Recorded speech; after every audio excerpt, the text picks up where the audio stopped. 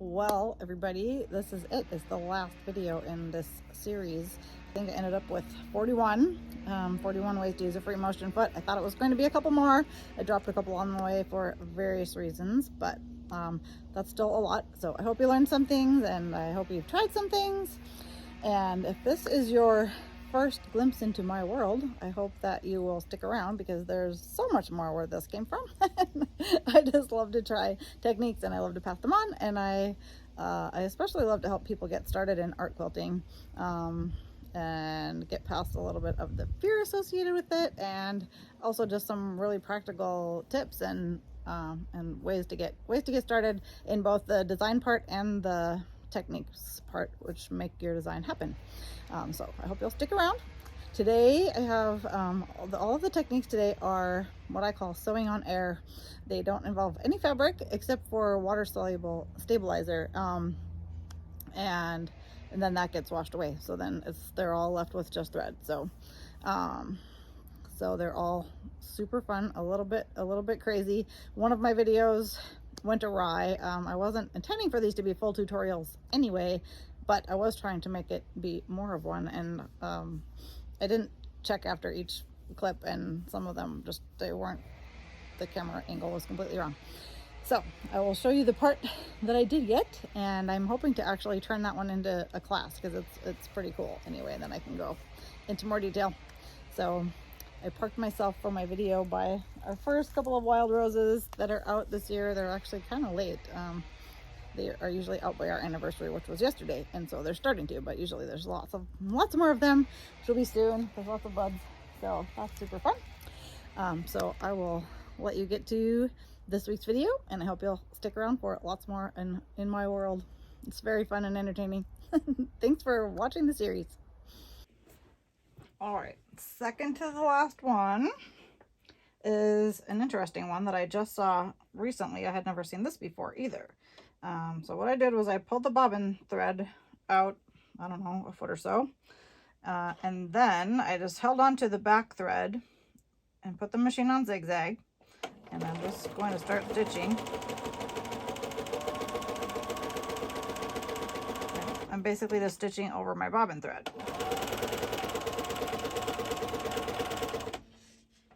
When I get to where I don't have enough to hang on anymore, I will turn it around and hold it kind of taut and go the other way.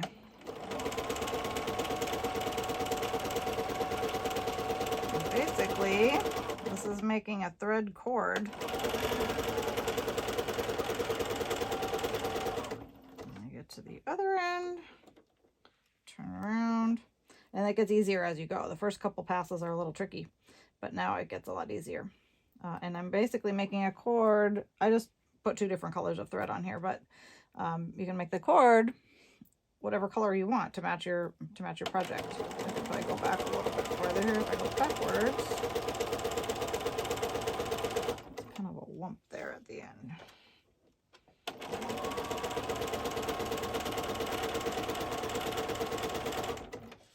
Turn it around again and just go as many times as you want. Not sure what happened there. We've got a weird thread doing something.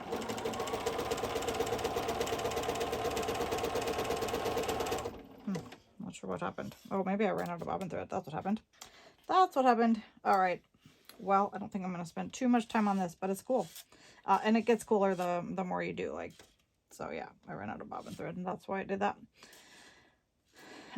Anyway, if you wanted to make a journal cover, and you can make it as long as you have the patience for, or there's probably all kinds of things. Anything you can do with cord, you can do with that. So just a way to make a matching cord for whatever project you want cording for.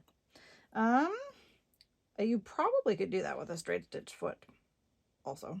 So I don't know that it has to be free motion, but the one that I saw did free motion. So on to the very last and my very favorite one of this series. And both of these actually are basically sewing on air. They don't involve fabric. So the next one is for sure, I think, sewing on air, and I think it's really fun.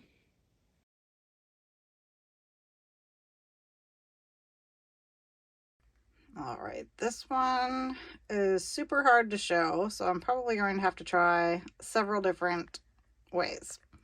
But maybe I'll start with this one. So for this one, I cut a hole in a piece of canvas and then I basically filled it with thread.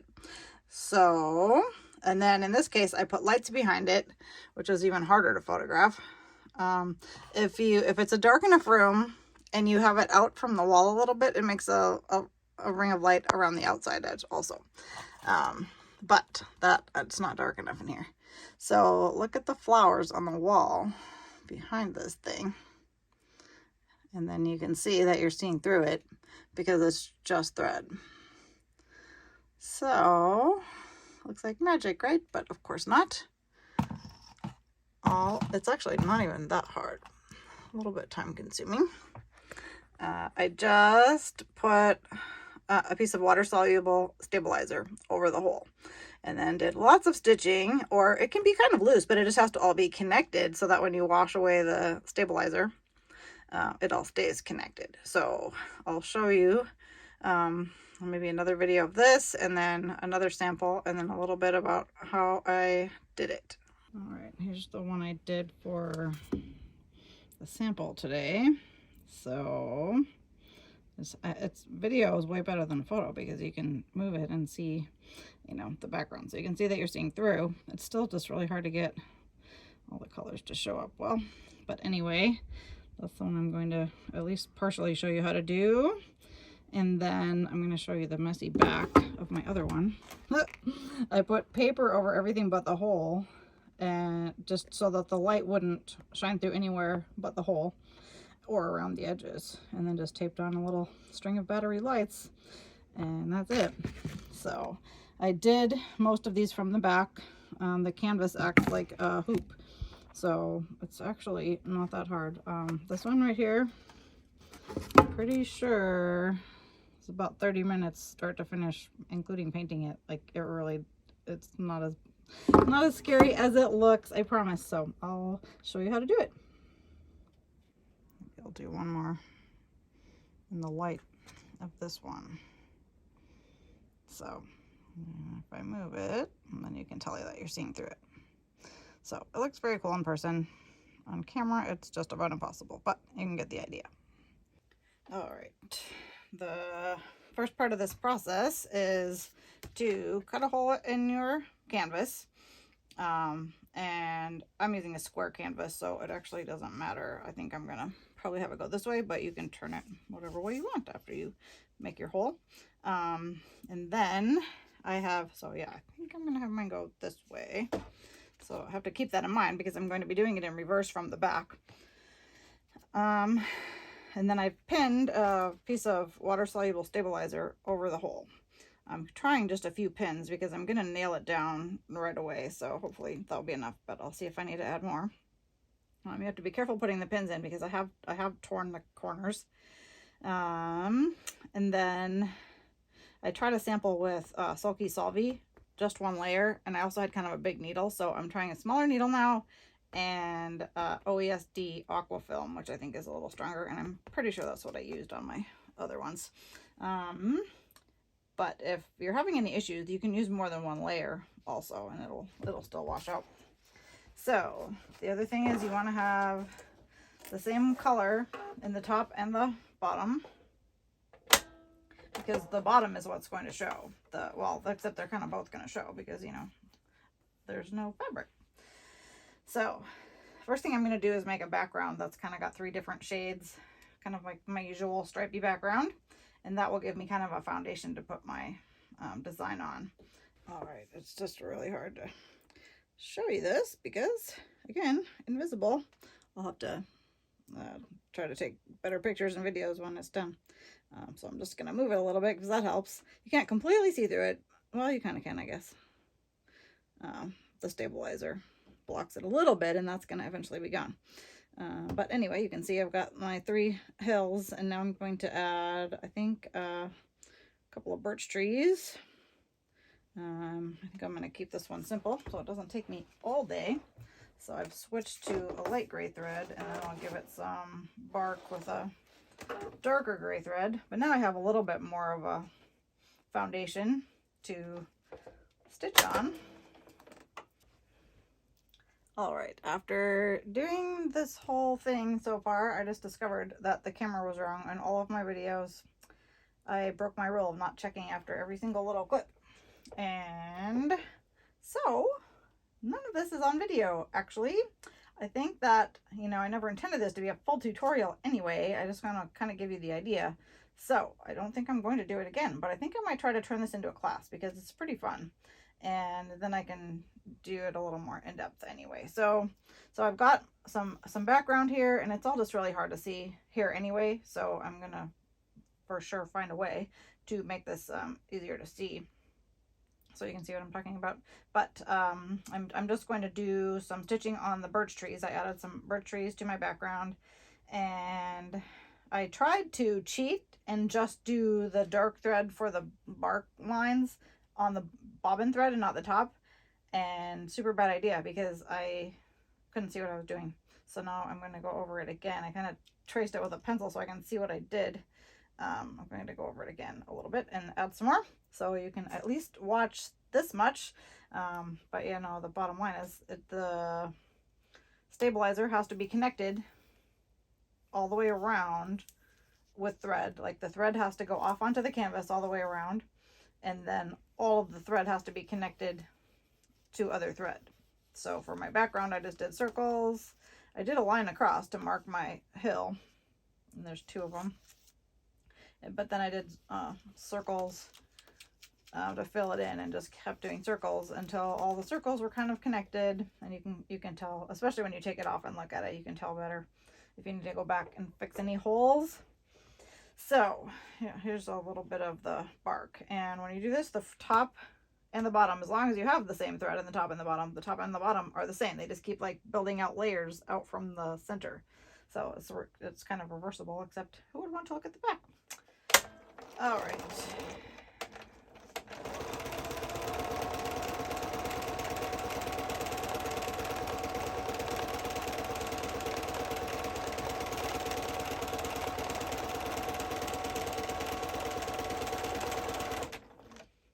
Let's see, what do I want to do on the bottom here?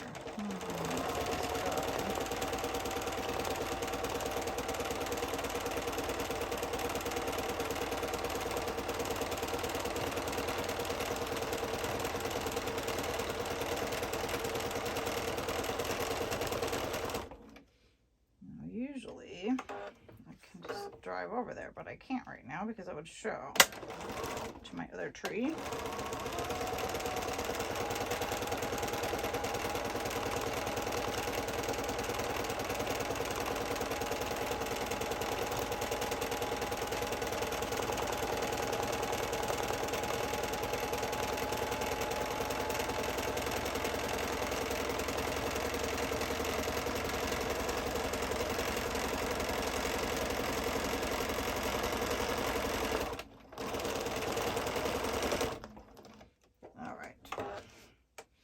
Finding I have to turn my needle just a little bit more to get this thing out of there. And this should look about the same on both sides, but I'll flip it over.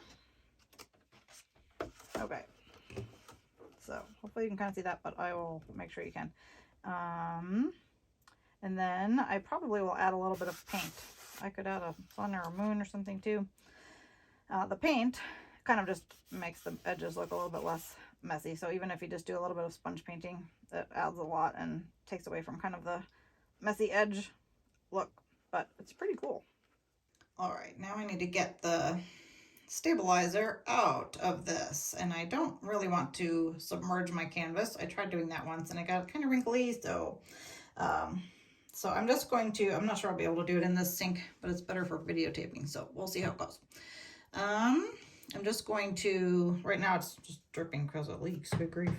But I'm just trying to get a spot started in the middle, and then once I get it to where it will go through, then I can turn the water on. And when it first hits a new spot, it sits on the top, but eventually it melts it and then it goes through. So I can just kind of work my way around, although I'm not sure I can because this might not be enough room. Yeah, having trouble getting it. But anyway, I'll go do it in the other sink. But that's the idea.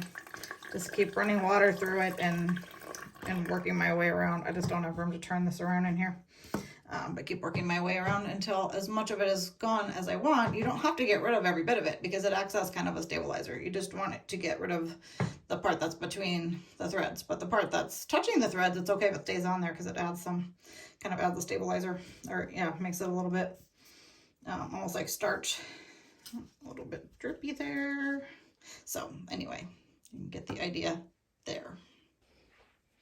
All right, here's another variation of the sewing on air technique.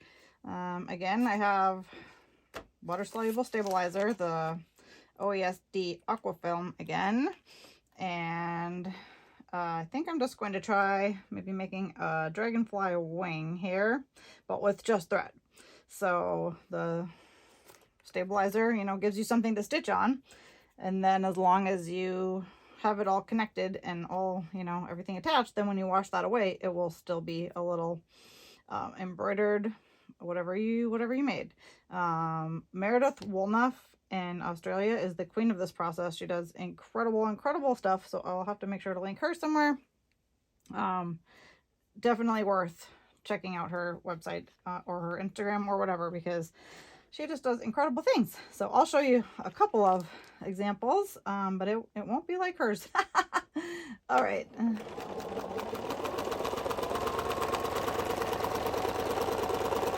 So first I just made my outline. And I think now what I'm going to do is kind of a grid across it, because I definitely need to make sure everything is connected.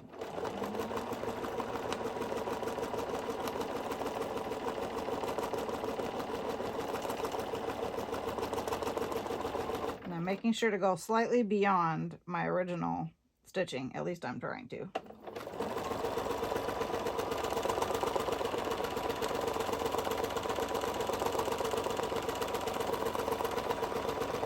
Okay, and now I'm going to go the other way.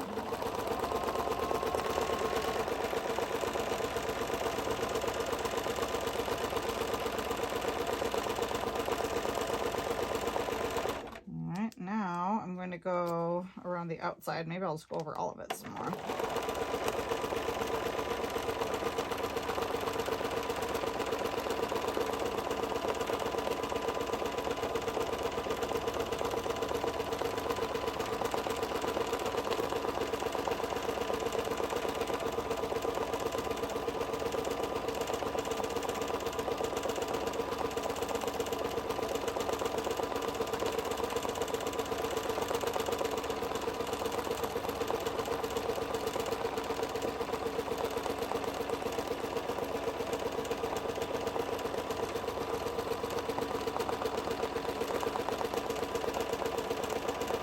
Eventually there's kind of, you know, more and more there, so it's less scary.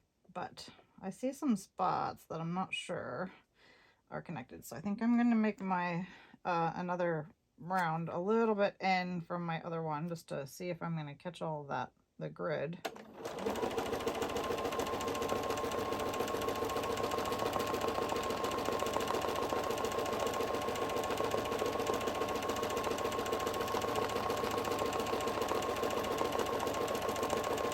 Definitely some art to this one. And now I'm going to try another one. Oh, also, before I forget, to make this 10 times easier, just put a piece of netting in here. So kind of like we did with the lace segment. If you just do this with a piece of netting, dragonfly wings or flowers or anything, all of it becomes so much easier because there's something already there that's going to hold it all together, and it's much less fussy what you do. So that is a really great way to start trying this process. Just have a layer of tulle or whatever kind of netting, and then it's just 10 times more forgiving than without it. So what I'm going to try instead of that right now, I've never tried this, so it's an experiment. That's what I do. A piece of wire. So what I think I'll do is zigzag over it first. Make that a little narrower, but not too narrow. get it nailed down.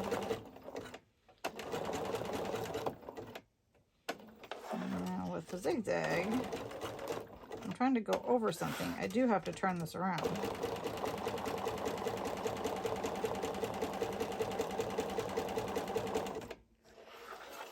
Okay, so now now I'm going to switch to straight stitch and do my little grid thing again. Maybe I'll try to do more of a diamond this time.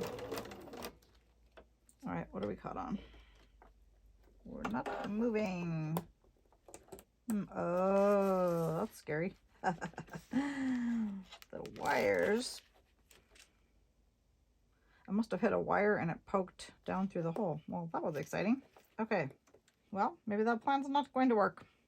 There's probably a way. Actually, what I could do maybe is do it on this after it's at this stage and have that be the last thing and just zigzag around the wire. That's what I should have done. Maybe I'll try it.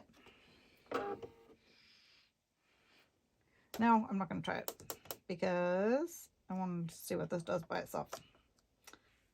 All right, the wire experiment was a bust. I might just have to play with it some more. But the needle was hitting it and pushing the wire down, and that would be bad. So I'm going to try just making a flower petal, and then if you made a bunch of them, it would be a cute little flower. So let's try another. Just outline it first. Got another thread under there that I don't really want. Okay.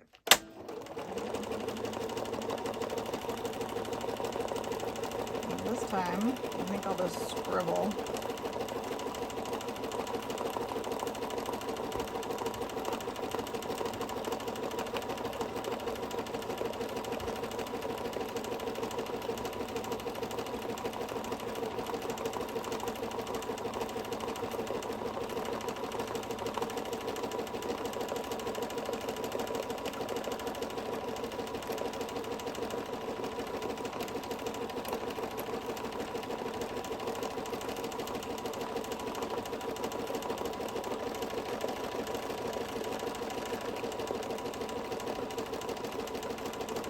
Doesn't have to be quite as dense in the center as long as it's all connected.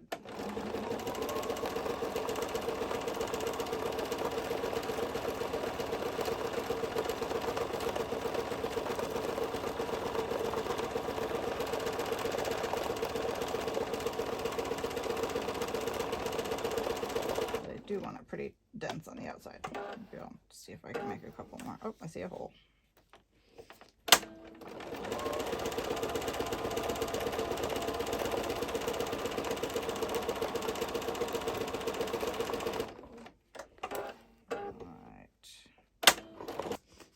I did several petals, and so now I'm going to rinse the stuff off, but first I'm going to trim them because I don't need to rinse all that stuff off. So I'll just do a couple here so you can see this moment of truth.